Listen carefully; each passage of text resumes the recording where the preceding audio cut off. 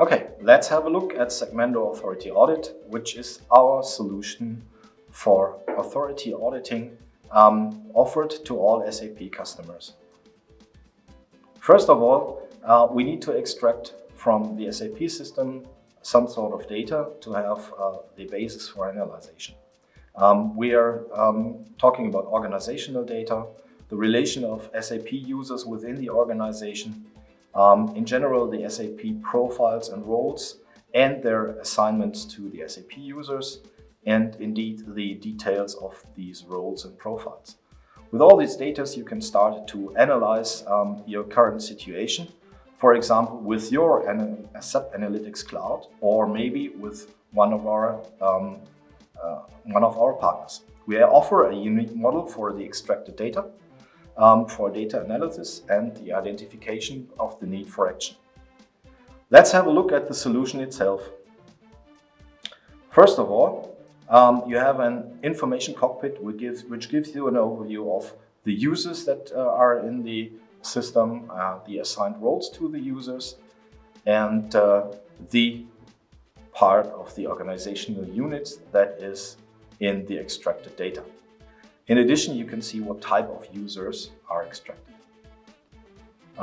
Besides the information cockpit, you have an overview of the filter possibilities in the SAP Analytics Cloud and the user and role structure within the organization, and at least with the security more or less showing the critical authorization object within the SAP roles.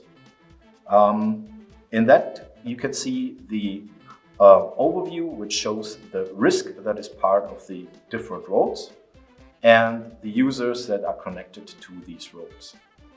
And on the right side you have an overview of and a summary of all the roles with their specific risks and the number of risks and the users that are connected to. In general, this gives you a great overview of your complete organization structure with the users, roles and their risks that are accomplished with that. And this is your start for your first analysis. We're heading on to the user and role structure.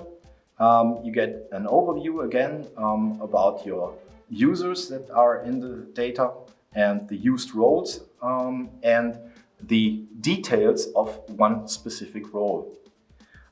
In addition, you get an organizational overview, the user structured with their organizational information, the role structure with regard to the organizational structure, and an enhanced look to all the users with their specific roles. And this does not really give you an in-depth look at a specific department. So we're going to filter the area for a specific department to get some more critical information out of it. You can see that we're directly getting the filter activated and the number of users is lowered down to the users that are part of the department. In this case, we do have 5 different users and their so-called function, which is they are part of service. In general, we should have more different functions, but in this case, we have only one. And this leads us directly to the point that in the department, we should find that those users are all together assigned to same roles. But as you can see, we have a lot of different roles assigned to these users, and you can compare 1, 2, or even all of them to get a closer look.